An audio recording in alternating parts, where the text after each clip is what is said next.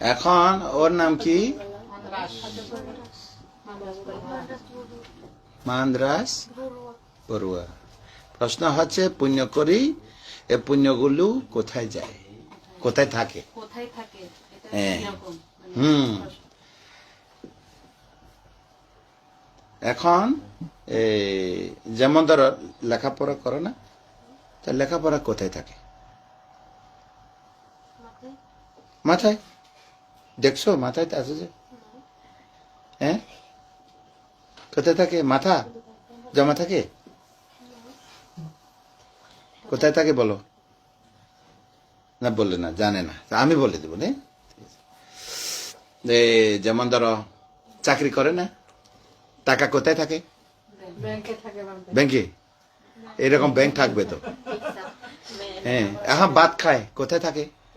পেটে। চলে যায়। ও, প্রত্যেকদিন দিতে হয়। ও,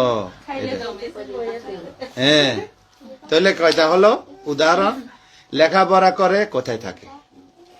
কিন্তু পরীক্ষা দিতে যাবে তো, তখন তো বই নিতে দিবে না, লিখতে হবে। এখান থেকে, মাথা থেকে, মন থেকে। হ্যাঁ, তারপরে ভাত খায় পেটে থাকে, খানিক সাময়িক থাকে। যেমন লেখাপড়াও থাকে না। এখন বলে যে লেখাপড়া করলাম, ক্লাস 1 2 3 4, কোন ক্লাসে পড়ো? ক্লাস 6। 1 2 3 4 5 পর্যন্ত কোথায় থাকে লেখাপড়া? এখন তো 6 হয়ে গেছে। ক্লাস 5 যেটা, তুমি তো এখন 6 পড়ো না, ক্লাস 6 পড়ে। এই 1 2 3 5 পর্যন্ত যেটা, তুমি তো 5 পাস করার পরে তো 6 হয়েছে। 5 পর্যন্ত এতগুলো লেখাপড়া কোথায় আছে এখন? মনে আছে? এখন মনে আছে? মনে নাই। ক্লাস 6 উঠে গেছে তো মনে ব্রেনে থাকে, বলে যে ব্রেনে তো নাই। না তো বলো তাহলে, ক্লাস 3-তে একটা কবিতা মনে নাই, ক্লাস 4-এ কবিতা মনে নাই, নাই তো, এই জন্য থাকে না আর কি। না থাকে না, এই জন্য ওরা তা চাকরি করে। হ্যাঁ, প্রতিদিন কি করে? খরচ করে। খরচ করে না? খরচ করে না? এই পুণ্যও খরচ হয়। পুণ্যও আগে জন্ম পুণ্য ইহ জীবনে খায়। গত মাসের চাকরি বেতন এই মাসে শেষ। ঠিক আছে।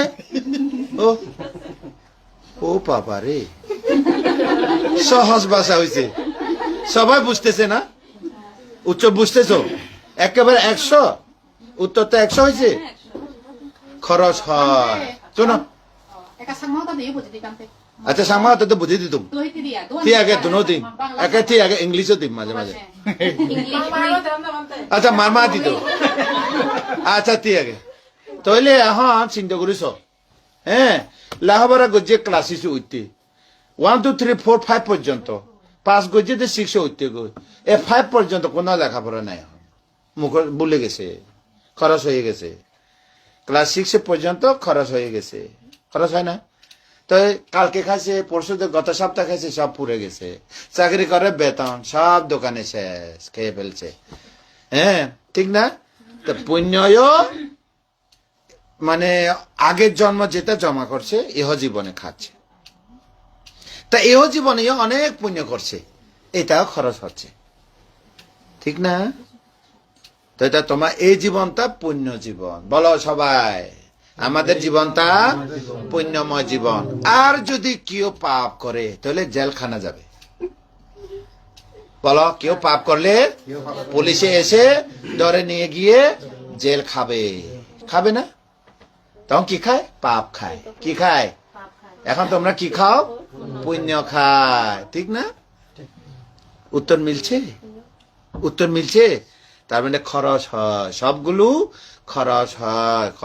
বলো, দানাময়, শিলাময়, ভাবনাময়, পুণ্যও খরচ হয়।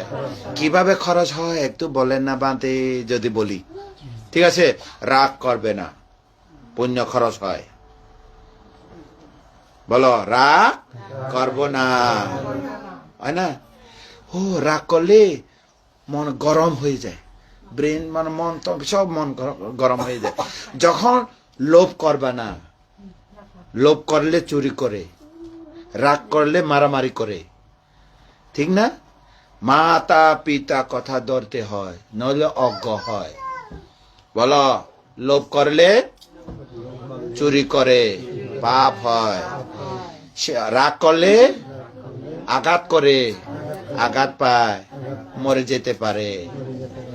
মাতা পিতা কথা না ধরলে, গুরুজনের কথা অবাধ্য হলে অজ্ঞ হয়। এ ফাঁকে পাপ ঢুকে। কি ঢুকে?